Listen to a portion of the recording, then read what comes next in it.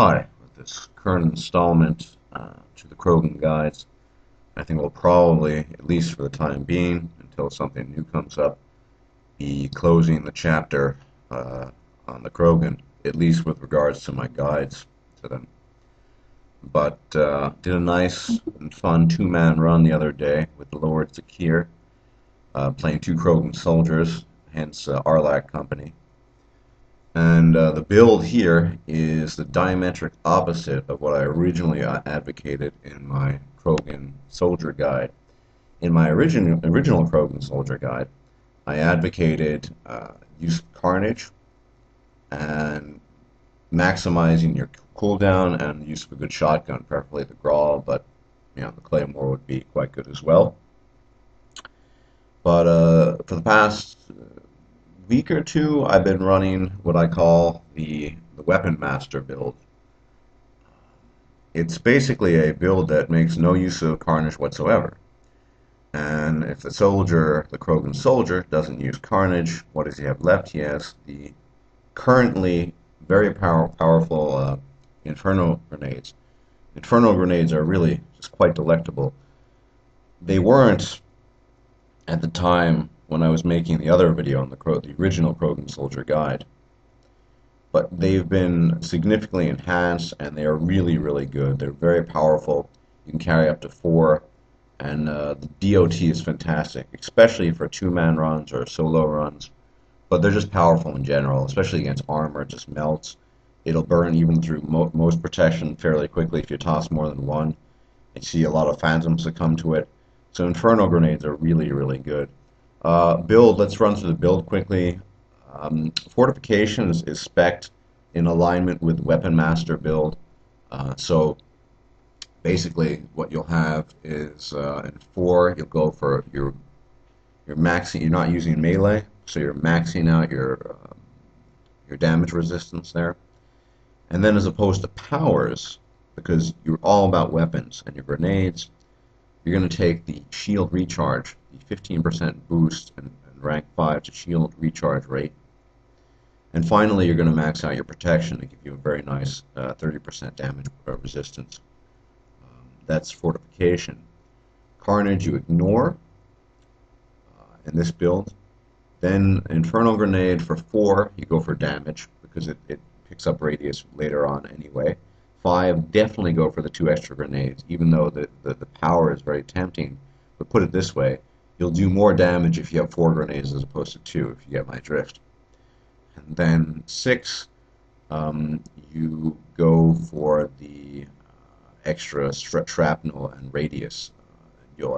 I don't remember off the top of my head, but it's something like 7 meters. It's quite good. It's very effective.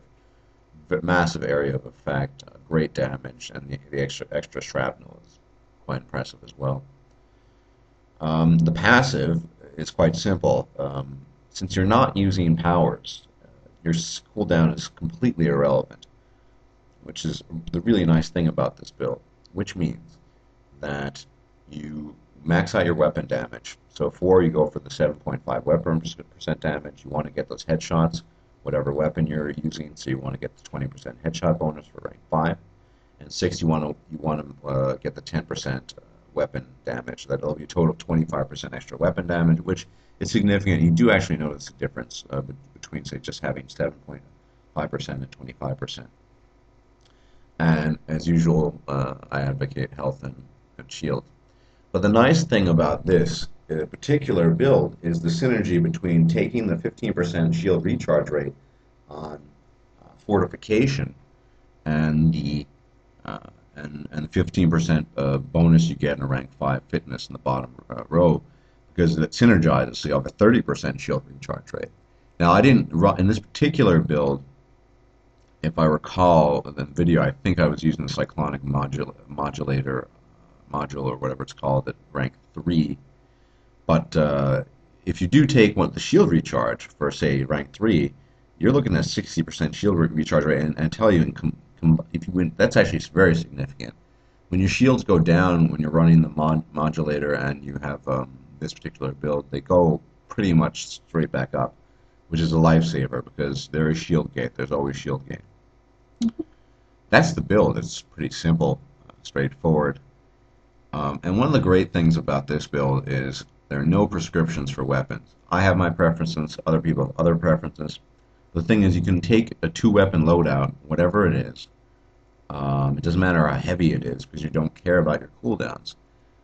What I usually run with this build depends, but basically I've stuck to two things. I'm either running a sniper rifle with the Black Widow or the Javelin, and this one I use the Javelin, and a shotgun, either the Claymore or the Grawl. I did a three-man run earlier today. It was fun, but it was a bit of a disaster. I mean, we got to full extraction, so it wasn't very fast. We did a three-man Krogan run with Lord Zakir and Lord Diablerist. Zakir was playing a Krogan Vanguard. I was playing the Soldier, and Diablerist was playing the Sentinel. And in that particular one, I wasn't hosting, so I was running the Claymore and the Black Widow, for example. But it's really up to you. I mean, if you have a fancy for submachine guns, you can take the Hornet, or if you like your assault rifles, take the Revenant.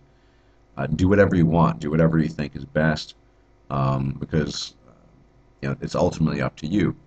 But I like to either use a very powerful Reapers. I think for Reapers, I'd say on this build I actually prefer the Claymore in a way because you don't need to crowd control the Phantoms, and the stagger effect, whilst it's useful, is most useful for the Phantoms. Against Cerberus, I appreciate having the stagger effect there. The fun thing about this too, that I like about the Javelin, is it gives you Geth vision. You'll see a couple of times in the video, I'm safely behind the wall, just whittling down the armor and the shield to the Atlas, firing through the wall with a Javelin because it has such good penetration power. So it's really quite fun. I'm also using the armor piercing mod, so it's even better. On a side note, I've determined that if you take armor piercing ammo, level 3, armor piercing mod, and the Javelin, you'll have well over, I think it's something like 3.5 meters or so of penetration. It's fantastic. But I'm in this particular build, I'm not running that. I'm using incendiary. So, but anyway, this is a really fun run, and the build is simple. It's as simple as it could be. But that's why I call it the Weapon Master build. Whatever weapons you want to take, you take them. There are no restrictions. My preference is for a shotgun and a sniper rifle, but that's entirely up to you. And I dare say this is probably even more effective depending on your weapon loadout because of the Inferno grenades and whatever your weapon choice is, because you're not as limited as you would be if you're a Carnage using one. Now, as soon as Lord Zakir tells me what his build was, I don't remember exactly, I'll post it along with this. But anyway, that's this build. That's I think, for the most part, closing the chapters of the Krogan guides. There'll be more other guides to come. But I've covered all the Krogans by now, the Sentinel, different soldiers, different Krogan vanguards, and so I think I've given them their due. They're fun, powerful, great classes. And on a final note, let me just say that I think Krogans make great snipers. Why? Because the reason why infiltrators are great snipers, apart from the damage, is they don't draw aggro. But if you're going to draw aggro, you need to have time to scope in and you need to sort the battlefield out. You need to be able to take the aggro, and the Krogan can do that, which is one of the reasons why I like using the sniper rifles. But anyway, I hope you enjoy this little run here, and the guide. This will be a separate audio commentary because I can't talk over Lord Zakir's voice. That was a problem last time.